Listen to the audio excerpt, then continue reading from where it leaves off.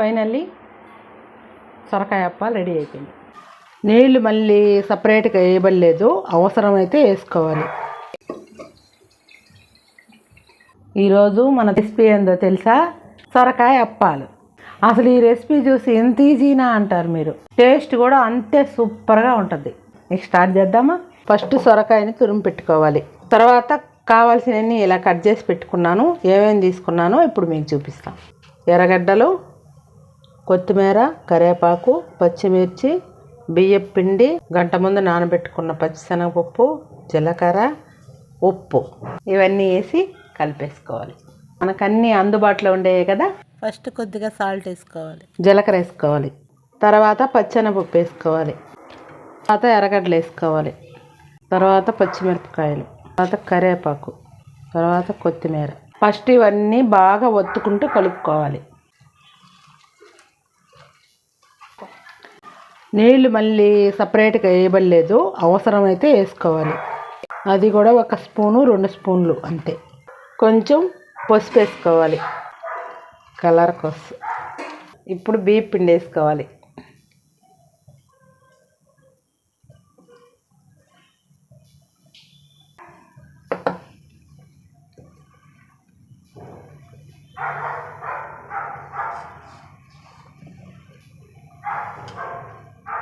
సొరకాయలో ఉన్న నీళ్ళకు తగ్గట్టు పిండి వేసుకొని కలుపుకోండి.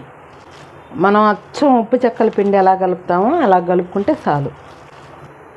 తెలంగాణ వాళ్ళకి ఇది చాలా స్పెషల్. వాళ్ళు అప్పుడప్పుడు చేసుకుంటూ ఉంటారు. చూడండి, ఇలా కలుపుకుంటే సరిపోద్ది. నువ్వులు వేసుకుంటున్నాం. మీ దగ్గర ఉల్లికాడలు ఉంటే ఉల్లికాడలు కూడా వేసుకోండి. పిండి కలుపుకోవడం అయిపోయింది. అప్పలు ఎలా చేయాలో చూద్దాం రండి.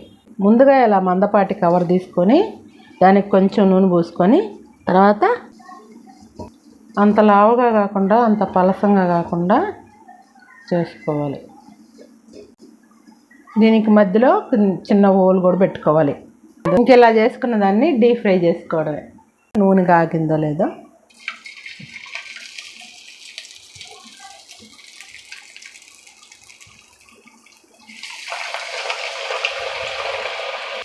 ఇంకా పలసంగా చేస్తాను వాళ్ళ. ఇది తడుతుంటే తెరగా పోతుంది. ఇదే ఫస్ట్ టైం చేయడం కదా. పాతకాలంలో సొరకాయ అప్పాలు ఎలా చేసేవాళ్ళు అంటే మా సర్వపిండిలాగా చేసేవాళ్ళు, కానీ ఇప్పుడు వడల్లాగా చేసేసుకుంటున్నారు. మీకు కావాలంటే సర్వపిండిలాగా కూడా చేసుకోవచ్చు.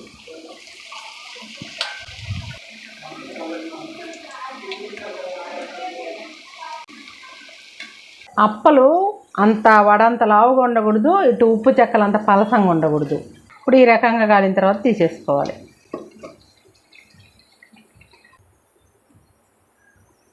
సిమ్లో పెడితే నూనె పీల్చేస్తుంది, హైలో పెడితే మాడిపోతాయి. ఫైనల్లీ సొరకాయ అప్పాలు రెడీ అయిపోయింది. టేస్ట్ చేసి ఎలా ఉందో చెప్పండి.